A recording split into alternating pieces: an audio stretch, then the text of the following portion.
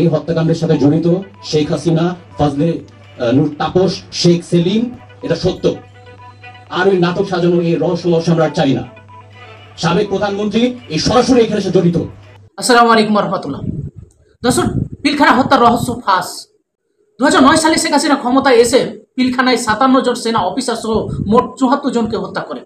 আর এদের ভিতরে একজন ছিল মেজর জেনারেল শাকিল আহমেদ এবং তার স্ত্রী।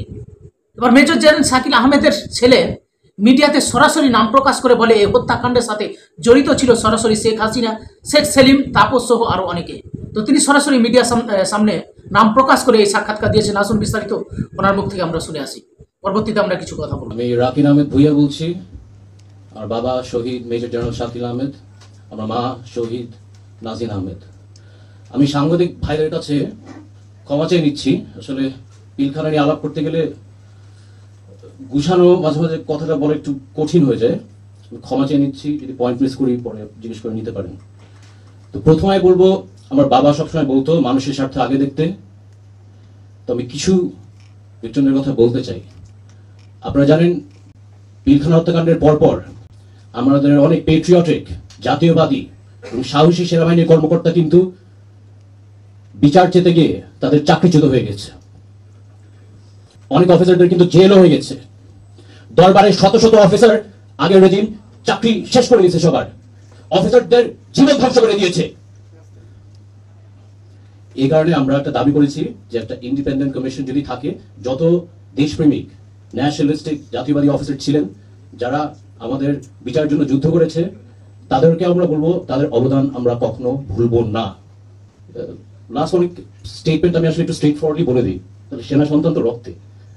তো লাস্ট 25 ফেব্রুয়ারি কয়েক স্টেটমেন্ট দেওয়ার পর এক আওয়ামী লীগ নেতা আমাকে ফোন দিয়ে বলে যে ওনার নেত্রী পিলখানায় আমার বাবা মাকে জবাই দিয়েছে, আমি যদি বেশি বাড়াবাড়ি করি আমাকেও তেমনি জবাই দিবে।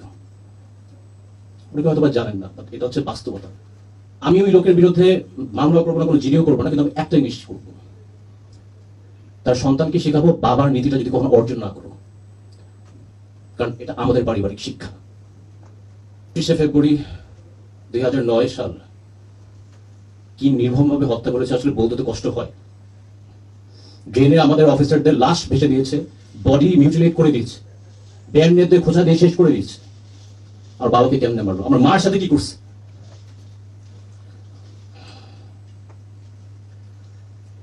আসলে আমি সরাসরি বলে দিই, পৃথিবীর ইতিহাসে আমার মনে হয় না কোনো ইভেন্ট হয়েছে যেখানে একটা সিটিং প্রধানমন্ত্রী একটা বিদেশি রাষ্ট্রের সাথে ষড়যন্ত্র করে বাংলাদেশের রাজধানীর বুকে 57 সেনা অফিসার হত্যা করে। এই কারণে আমরা শহীদ সেনা দিবস দাবি করছি। এটার মধ্যে কিন্তু অনেক ইতিহাস, অনেক ইনফরমেশন কিন্তু এখনো প্রকাশ করা হয় নাই। আর ট্রায়ালের কথা একটা কথা বলি, তদন্তের কথা বলি। 15 বছরের ট্রায়াল তদন্ত আমরা মানি না, কারণ প্রধান যে হত্যাকারীর যে নির্দেশ দিয়েছেন সে তখন ক্ষমতায়, গণভবনে, সংসদে। খুনিকে আর নিজের বিচার করবে? মুখ বন্ধ করে দেখতে হয়েছে কেমনে সে তদন্ত ম্যানিপুলেট করলো, ট্রায়াল ম্যানিপুলেট করলো, ডাল ভাতের কথা বললো, ওই কথা বললো, নীরবতা পালন করে সহ্য করতে হয়েছে। আমরা সুষ্ঠু তদন্ত এখন দাবি করছি, সুষ্ঠু ট্রায়াল দাবি করছি। আকান সাহেবের মতো লোক না যে তদন্ত করে আওয়ামী লীগের নমিনেশন চেয়ে বসছে। আসলে বলি মরলে মরছে, ডাজন্ট ম্যাটার। এই হত্যাকাণ্ডের সাথে জড়িত শেখ হাসিনা, ফজলে নূর তাপস, শেখ সেলিম আর তাদের অনেক লোক আছে যাদের সাথে কমপ্লিসিট। আমি ক্ষমা চেয়ে নিলাম, বলে দিলাম এটা সত্য। আর ওই নাটক সাজানো এই রহস্যময় আমরা চাই না। সাবেক প্রধানমন্ত্রী এই সরাসরি এখানে এসে জড়িত। তাদের আইনের আওতায় আনার দাবিটা আমরা জানাচ্ছি।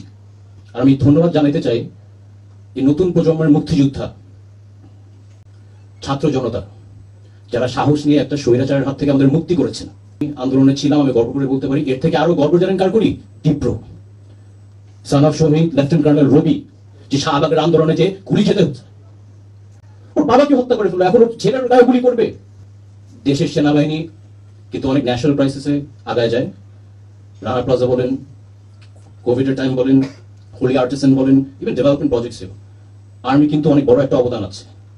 আমি আসলে সেনাবাহিনীকে ধন্যবাদ জানাতে চাই, ছাত্র জনতার উপর গুলি না করে জনগণের পাশে ছিল।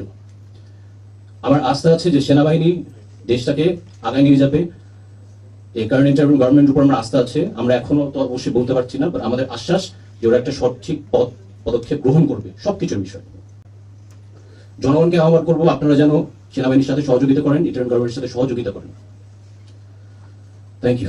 দর্শক, দেশের গণতন্ত্র সেদিনই তো হত্যা করা হয়েছে যেদিন এই 57 জন সেনা কর্মকর্তাকে হত্যা করা হয়েছে, সেদিনই এদেশের গণতন্ত্রকে হত্যা করা হয়েছে। দর্শক, এই পিলখানা হত্যার বিচার চাই। আপনারা আপনাদের মতামত অবশ্যই কমেন্ট বক্সে জানাবেন। মেজর জেনারেল শাকির আহমেদের ছেলে, যে তিনি সরাসরি নাম প্রকাশ করলেন, যে এই হত্যাকাণ্ডের সাথে সরাসরি শেখ হাসিনা, শেখ সেলিম এবং তাপস জড়িত, এ সম্পর্কে আপনার মন্তব্য অবশ্যই কমেন্ট বক্সে জানাবেন। আসসালামু আলাইকুম রহমতুল্লাহ।